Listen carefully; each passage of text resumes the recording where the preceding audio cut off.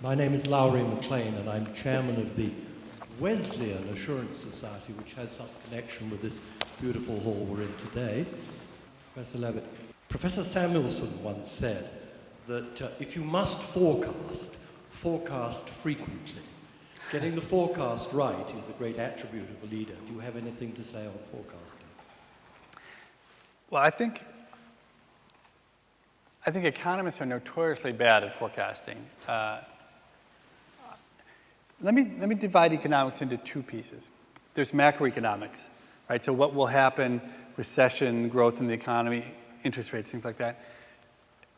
Economists are terrible at this. And they're terrible at it because it's a problem which is too difficult.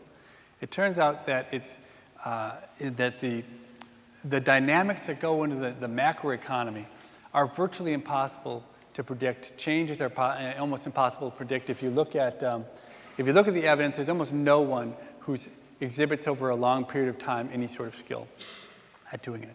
I think economists, at least at this point, have more or less given up on the idea of macroeconomic forecasting. And people do it because other people will pay money for it.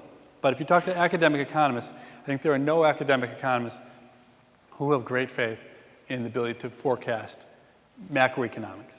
Okay. Now, the other side of economics, kind of economics that I do, is microeconomics. It's about individual behavior. It's about business behavior.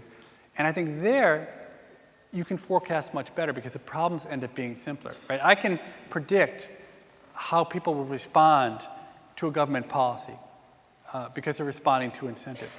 I can predict what will happen within a business, or if a business, what competitors will do when a business makes a change.